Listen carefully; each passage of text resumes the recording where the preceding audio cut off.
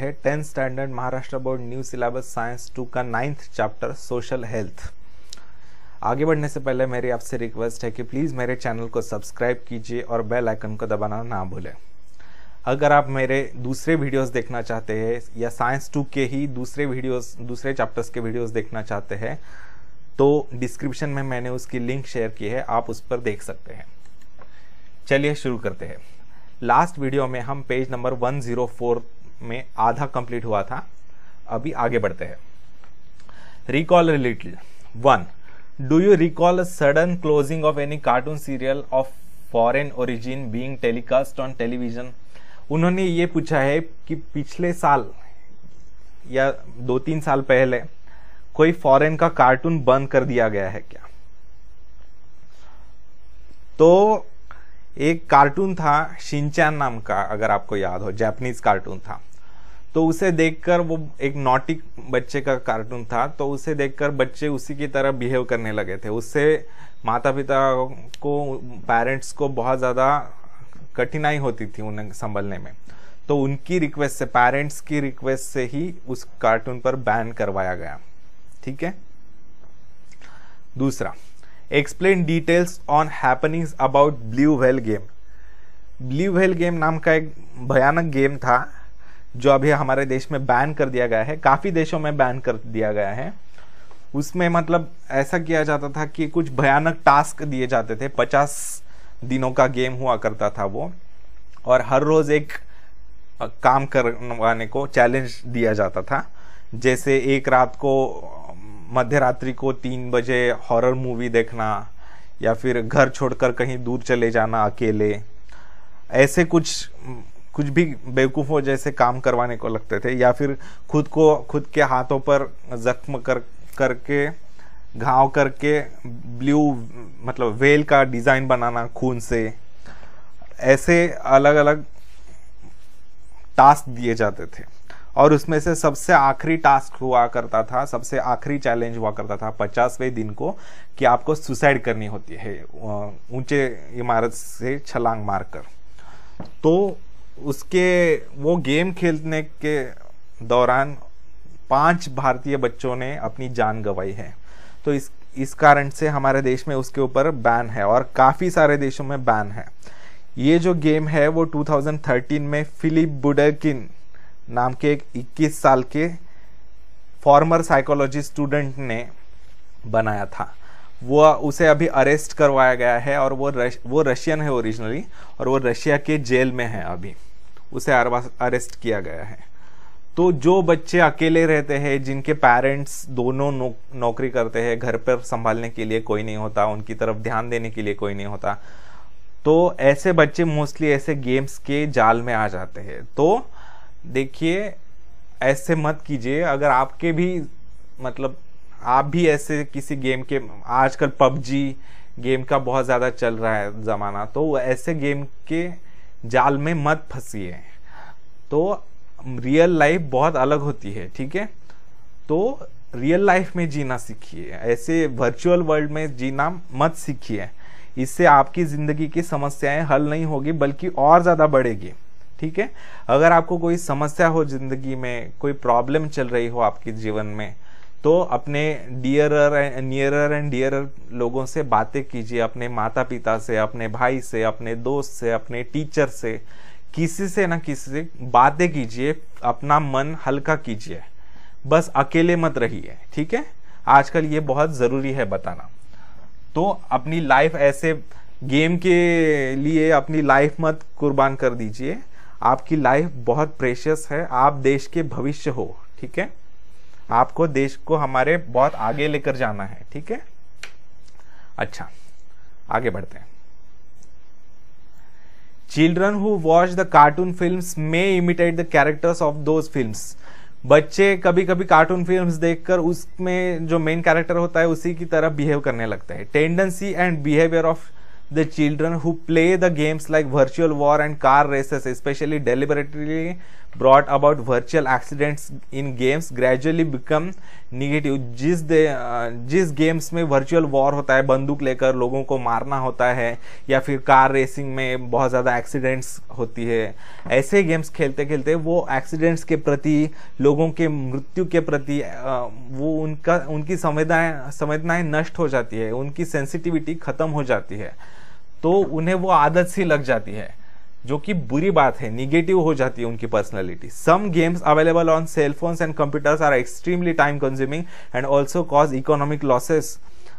कुछ जो गेम्स होते हैं वो बहुत ही टाइम कंज्यूमिंग होते हैं, बहुत ज़्यादा टाइम उसमें खर्च हो जाता है, वेस्ट हो जाता है, और हमें आर्थिक नुकसान भी होता है, पैसे भी चले जाते हैं। To lose concentration on some essential of subjects and may prove fatal. कुछ गेम्स जैसे ब्लू व्हेल गेम है वो जानलेवा भी हो सकते हैं, इसलिए ऐसे गेम्स मत खेलिए। पबजी जो गेम काफी चल रहा है आजकल, उसके मतलब ज्यादा त्याच्या नादी नका लागू जास्त, ठीक है। Along with some useful purpose, huge information available on internet is used for viewing some inappropriate videos too। तो इंटरनेट पर इंफॉर्मेशन तो काफी होती है, यूजफुल नॉलेज भी बहुत होता है, लेकिन कुछ गलत चीजें देखने के लिए, गलत चीजें करने के लिए भी इंटरनेट का यूज किया जाता है। However there is a governmental regulation over such media. लेकिन सरकार के कुछ नियम भी है इन मीडिया की तरफ। Website, movies and cartoon films inappropriate for children are banned by the government. जो भी वेबसाइट्स, जो भी मूवीज, जो भी कार्टून फिल्म्स है जो बच्चों के लिए अयोग्य होती है, उन पर सरकार द्वारा बैन किया गया है। अच्छा, why there is increase in news of death by drowning in ocean, falling in deep valleys or under trains during catching the cell phone selfie। देखिए, सेल्फी लेते समय काफी मृत्यु हो चुके हैं दुनिया में। ऐसा क्यों हो रहा है, ऐसा पूछा गया है। देखिए, आजकल काफी फैड चल रहा है कि मैं कितना कूल हूँ, मैं कितना एडवेंचरस हूँ, मैं किसी भी चीज को नहीं डरता, मुझे किसी भी चीज का डर नहीं लगता। तो ऐसा दिखाने के लिए और सोशल मीडिया पर, फेसबुक पर, इंस्टाग्राम पर ज्यादा से ज्यादा लाइक्स पाने के लिए लोग क्या करते हैं, एडवेंचरस फोटोग्राफ्स लेने जाते हैं। जैसे ओशियन में डूबते समय डीपर जाते हैं ज्यादा से ज्यादा, और वैसी सेल्फी लेते समय वो बह जाते हैं उसमें, ठीक है।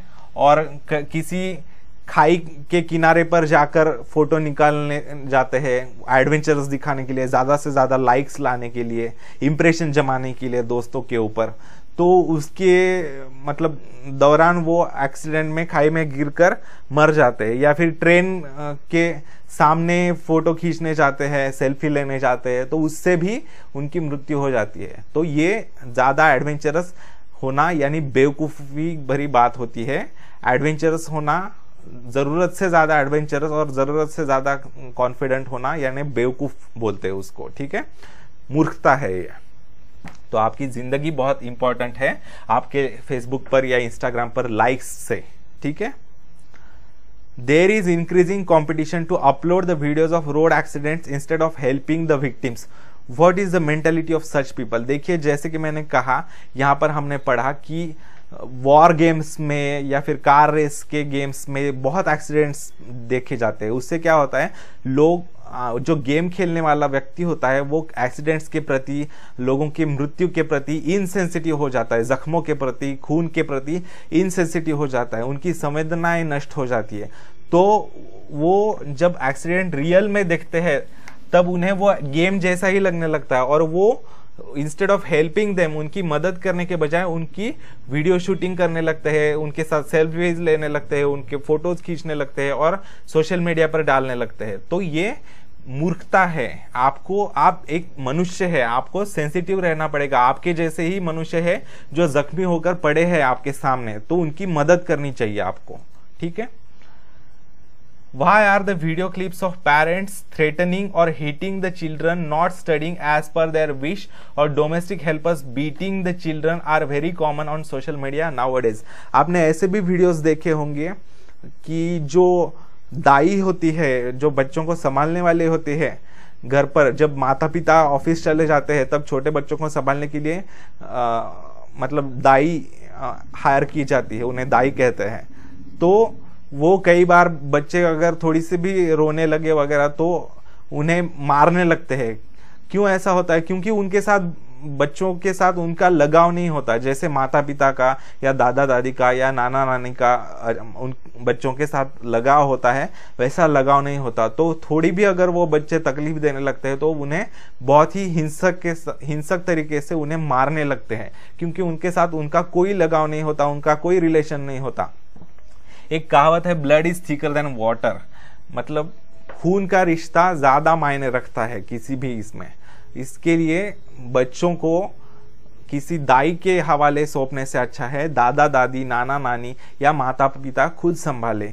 मतलब बहुत ही जरूरत है तभी माँ जो है वो जॉब करने के लिए बाहर निकले, नहीं तो माँ अगर घर के अंदर रहती है और बच्चों के साथ रहती है तो ऐसे बच्चे बहुत आगे जाते हैं। और जो बच्चे मतलब जिन बच्चों के माता पिता दोनों घर के बाहर जॉब के लिए जाते हैं उनको डिप्रेशन की बीमारी बहुत ज़्यादा होती है और मानसिक बीमारियां होने की पॉसिबिलिटीज भी ज़्यादा होती है।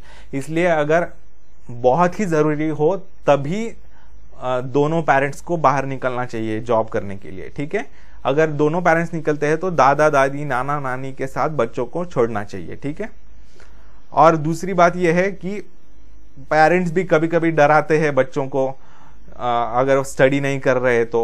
क्योंकि स्टडी नहीं करते बच्चे और बहुत ज़्यादा वीडियो गेम्स खेलते रहते, घर के बाहर नहीं निकलते, बहुत चिड़चिड़े हो जाते हैं। इससे पेरेंट्स मतलब थक जाते हैं और उनको डराने लगते हैं कि अगर तुम स्टडी नहीं करोगे तो मैं तुम्हारा वीडियो गेम बंद कर दूंगा खेलना, ठीक है।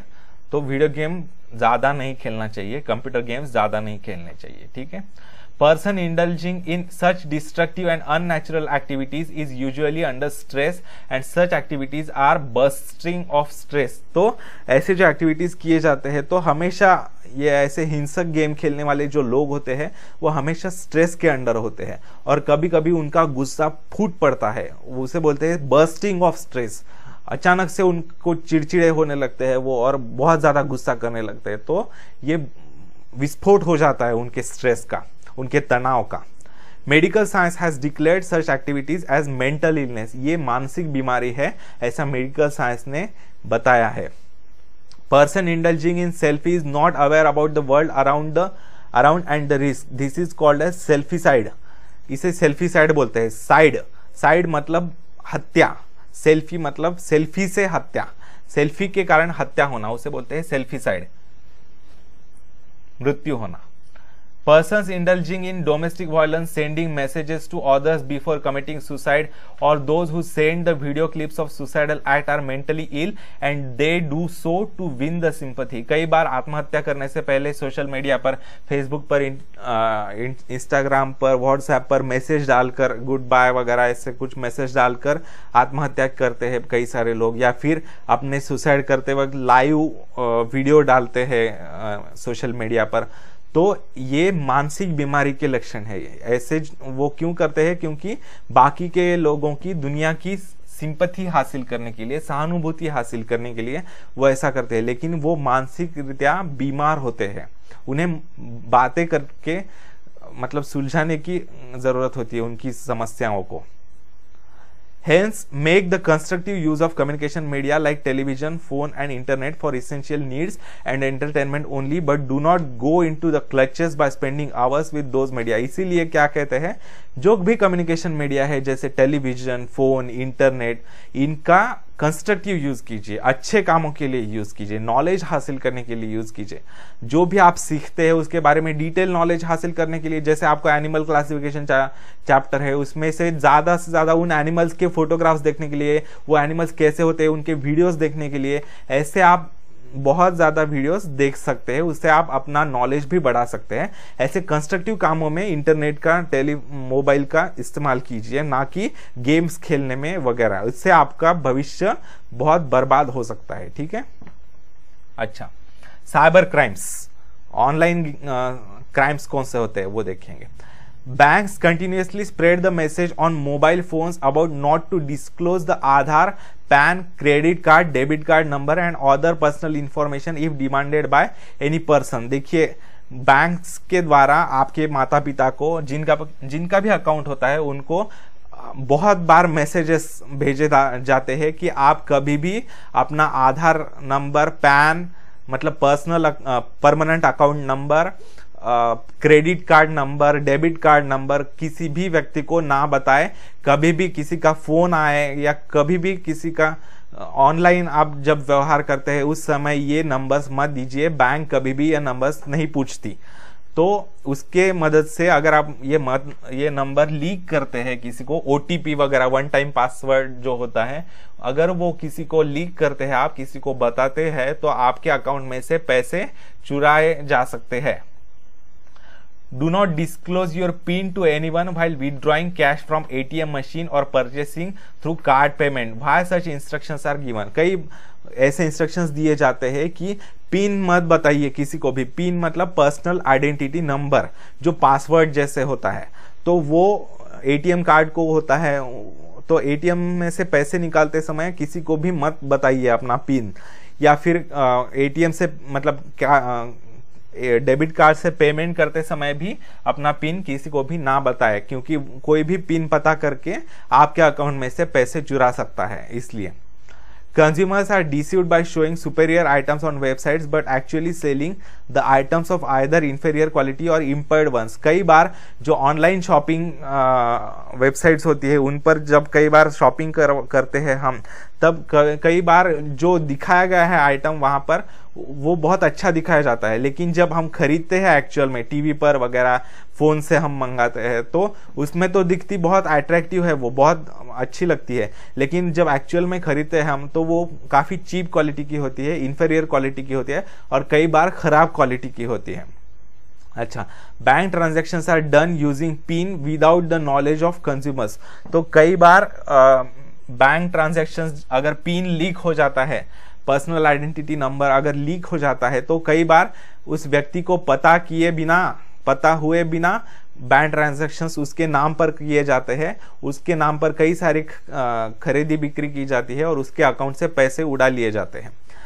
Confidential information about the government institutes and companies is obtained from internet with the help of computer programs or other ideas and misuse. This is called as hacking of information. Hack किया जाता है computer कई बार, जैसे सरकार की महत्वपूर्ण websites होती है, कुछ कंपनीज के सीक्रेट्स होते हैं, सरकार के भी कुछ सीक्रेट्स होते हैं, हमारे देश के सीक्रेट्स होते हैं जो सुरक्षा से रिलेटेड होते हैं, सेना के कुछ सीक्रेट्स होते हैं। तो ऐसे सीक्रेट्स इंटरनेट द्वारा वो कंप्यूटर हैक करके उससे निकाले जाते हैं। तो ये बहुत ही सेंसिटिव मामला है। अच्छा, nowadays crimes like opening a fake account on Facebook and displaying false information and thereby teasing the girls or exploiting them financially. देखिए आजकल कई बार फेसबुक पर वगैरह, इंस्टाग्राम पर झूठे नाम से झूठी इंफॉर्मेशन देकर झूठा अकाउंट बनाया जाता है, फेक अकाउंट बनाया जाता है और उससे लड़कियों को छेड़ा जाता है, उनको ब्लैकमेल किया जाता है और उनसे पैसे निकाले जाते हैं। मिसयूज और illegal sale of the written literature, software, photos, videos, music etcetera of authors by obtaining from internet is called piracy. तो जो किसी ने कुछ लिखा है अपनी कल्पना से, कोई सॉफ्टवेयर बनाया है, कोई फोटोज है, वीडियोज है, तो उसका भी कॉपीराइट होता है। कोई भी मतलब बिना पैसे दिए हम यूज नहीं कर सकते दूसरी जगह पर। तो अगर कोई यूज करता है, मिसयूज करता है उसका और इलीगल सेल करता है, बेचता है, कोई मतलब आर्थिक लाभ करने के लिए उसका यूज करता है, तो उसे बोलते हैं पायरेसी। पायरेटेड मूवीज देखना वगैरह गलत है, ठीक है। अच्छा, electronic media is also misuse by sending derogatory messages, spreading vulgar pictures and inflammatory statements.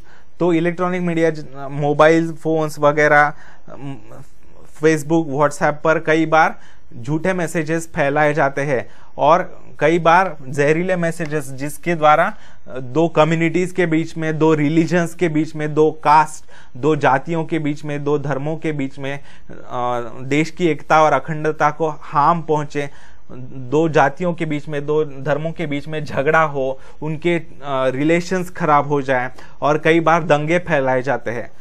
Electronic media द्वारा अफवाहें फैलाई जाती है। Exchange of information through media like email, Facebook and WhatsApp occurs very fast.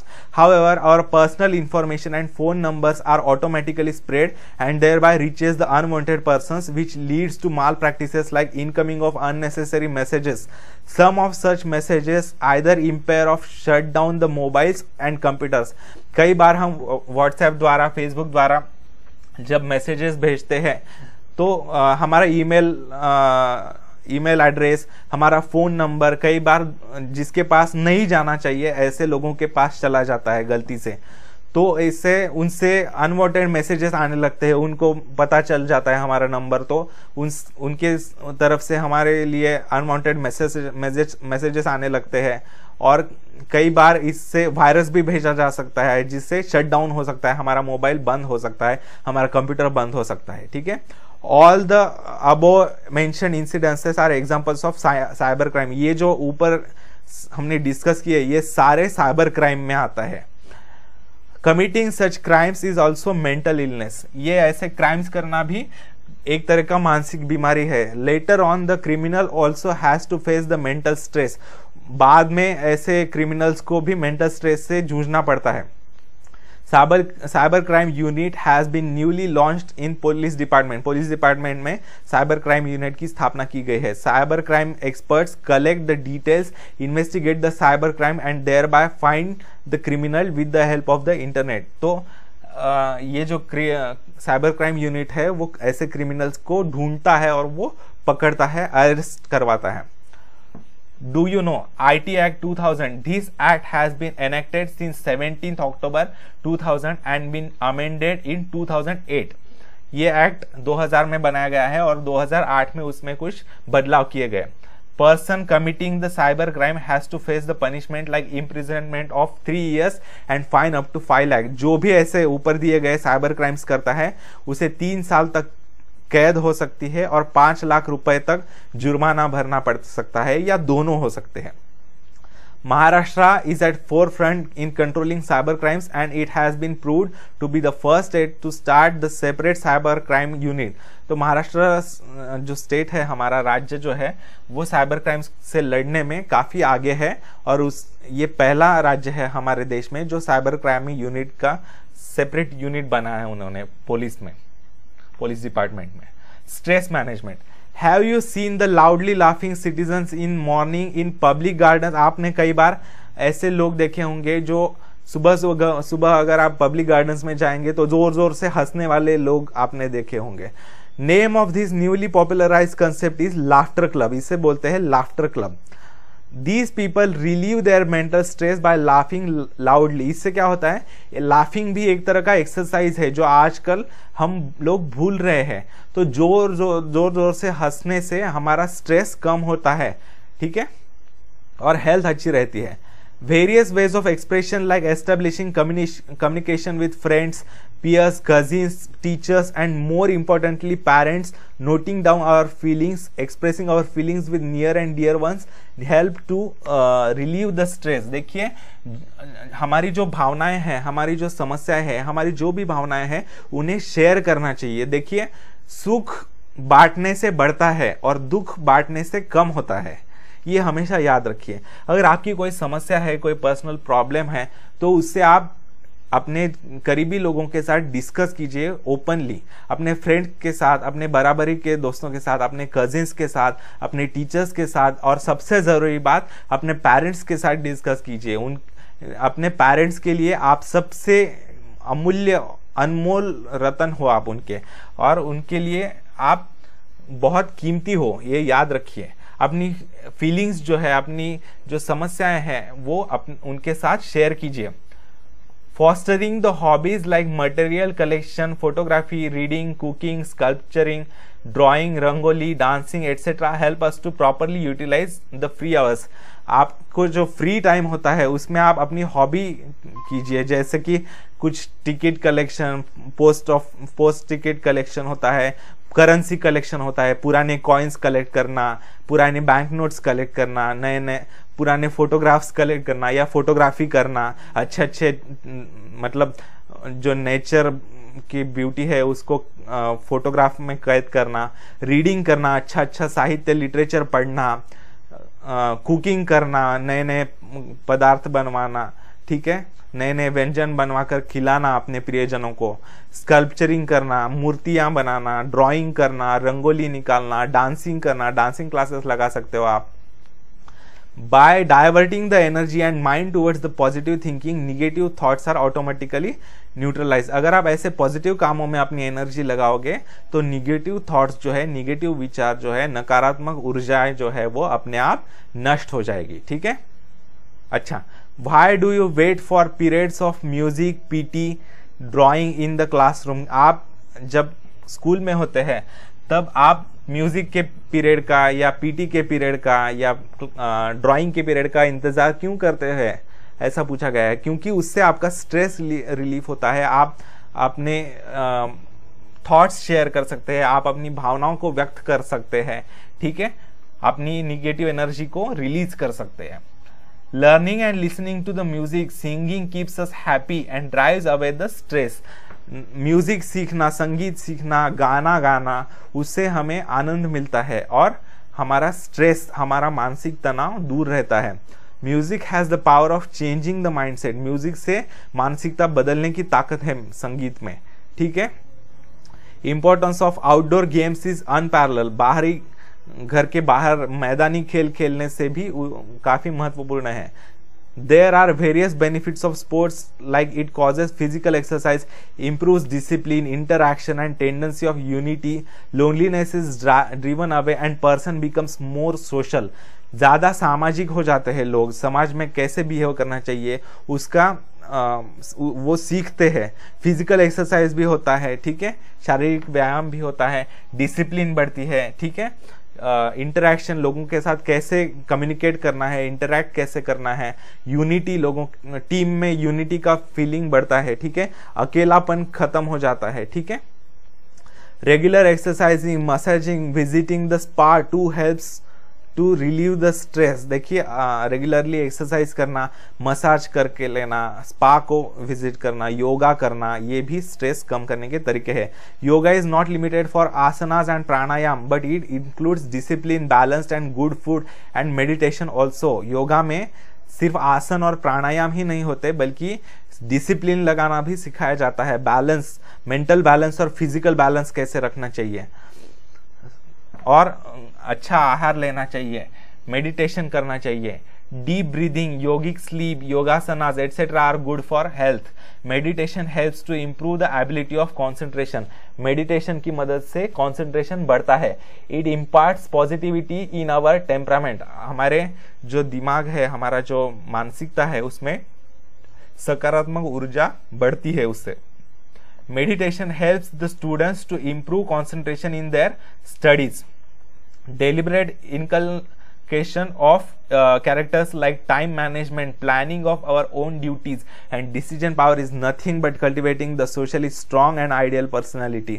तो इससे हमारे कैरेक्टर्स जैसे time management, planning of our duties, मतलब हमारे कर्तव्यों का प्लान करना, हमारे डिसीजन पावर, किस समय क्या निर्णय लेना चाहिए, ये समझ में आना, और इससे हम सोशली स्ट्रांग होते हैं, ठीक है, और हम एक आदर्श व्यक्तिमत्व की तरफ बढ़ते हैं। Nature is closest friend of human being. Hobbies like gardening, bird watching, lingering in nature, rearing domestic animal etcetera helps to create positive mindset, improves confidence. तो नेचर जो है, प्रकृति हमारी सबसे क्लोजेस्ट फ्रेंड है।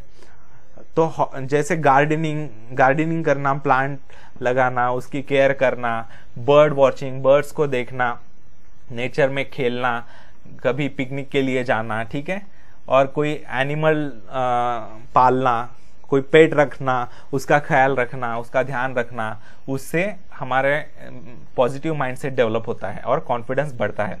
Social health can be maintained by keeping ourselves aware about happenings around us, neutralizing the negative thoughts. Example, revenge.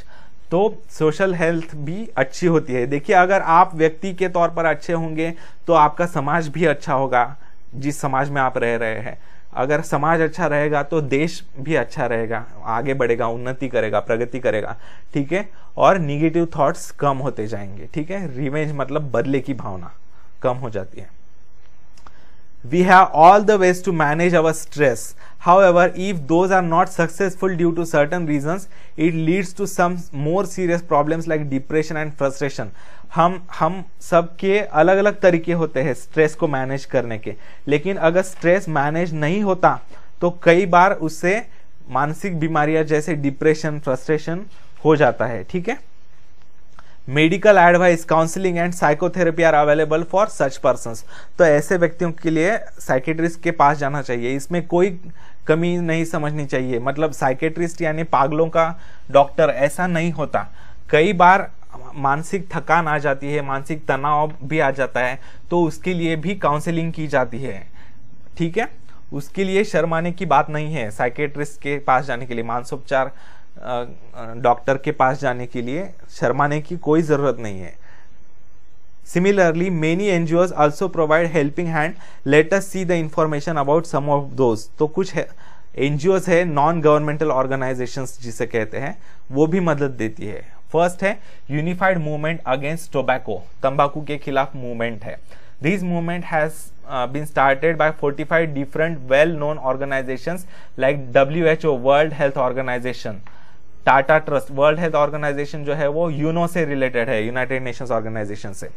ये Tata trust etcetera. This movement is active for controlling tobacco consumption and providing guidance to activist against tobacco. तो tobacco, तंबाकू का जो व्यसन है उसे control करने के लिए ये ऑर्गेनाइजेशंस काम करती है। उसके बाद है Salaam Mumbai foundation. This organization runs programmes in various schools in Mumbai to empower the children living in slum area in the field of education, sports, arts and business. जो स्लम, झोपड़पट्टी में जो बच्चे रहते हैं उनका भविष्य सुधारने के लिए, उन्हें शिक्षा देने के लिए, उन्हें स्पोर्ट्स में उनका भविष्य सुधारने के लिए, उनमें छुपा हुआ कलाकार को जगाने के लिए, उनको बिजनेस अपॉर्चुनिटीज देने के लिए उन्हें ये ऑर्गेनाइजेशन काम करती है। This organization encourages the children to take education by helping them to improve their health and lifestyle. ये ऑर्गेनाइजेशन उनको शिक्षा देती है, एजुकेशन देती है, उनकी हेल्थ सुधारने के लिए मदद करती है, ठीक है, और हार्ड वर्क के जरिए अपनी लाइफस्टाइल सुधारने की मदद करती है। This trust has made some districts in Maharashtra completely tobacco free through hard work. कुछ डिस्ट्रिक्ट्स, कुछ जिलों को, महाराष्ट्र के कुछ जनपदों को उन्होंने पूरी तरीके से तंबाकू मुक्त बनाया है, बहुत मेहनत के बाद। Since the year 2002, this organization is working with various schools in urban and rural areas for making the society tobacco free. तंबाकू मुक्त वातावरण बनाने के लिए वो कई सारे स्कूल्स के साथ, पाठशालाओं के साथ शहरों में और गांवों में काम कर रही है। This programme is being implemented with the help of government in about 200 schools in Mumbai and 14,000 schools in rest of Maharashtra. 200 schools Mumbai की और 14,000 पाठशालाएं महाराष्ट्र की, पूरे महाराष्ट्र में वो सरकार की मदद से ये ऑर्गेनाइजेशन सुधारने की कोशिश कर रही है। The oath of freedom from tobacco is taken in every school as per the government letter. तो सरकार के लेटर के अनुसार, पत्र के अनुसार तंबाकू मुक्ति अभियान का प्रतिज्ञा की जाती है, बच्चों को दी जाती है शपथ। Government schemes, phone number, helpline numbers are published in newspaper to help the children in distress or facing any type of problem. तो जो भी बच्चे समस्याग्रस्त है, डिप्रेशन में है, तनावग्रस्त है, उन्हें बात करने के लिए फोन नंबर दिया जाता है न्यूज़पेपर्स में, हेल्पलाइन दिए जाते हैं, ठीक है। Even on from my side आपको मैं बताना चाहूंगा कि अगर आपकी कोई समस्या हो तो आप नीचे कमेंट कर सकते हैं, या इंस्टाग्राम पर desai.tuitions desai.tuitions उस पर आप फॉलो कर सकते हैं। और जो भी आपकी समस्याएं है, अगर आप कमेंट में बताना, अगर आपको शर्म आती है तो आप मुझे इंस्टाग्राम पर पर्सनल मैसेज कर सकते हैं, मैं जितना हो सकूं आपकी मदद करूंगा, ठीक है। Children contact the helpline to narrate their problems, proper help and guidelines are offered to children. तो उनको प्रॉपर हेल्प की जाती है। ठीक है दोस्तों, तो अपने जीवन का हमेशा ख्याल रखिए। आपका जीवन बहुत ही अनमोल है, आपके देश के लिए भी, आपके माता पिता के लिए भी। इसे ऐसे ही गेम खेलने से वेस्ट मत कीजिए और कुर्बान मत कीजिए। ठीक है, उसका पॉजिटिव कामों के लिए यूज कीजिए। ठीक है, धन्यवाद दोस्तों। यहां पर यह चैप्टर खत्म होता है। अगर आपको कुछ डाउट्स हो तो नीचे कमेंट कीजिए, मेरे वीडियो को लाइक कीजिए, मेरे चैनल को सब्सक्राइब कीजिए। ठीक है, धन्यवाद दोस्तों, आपका शुभ दिन शुभ जाए।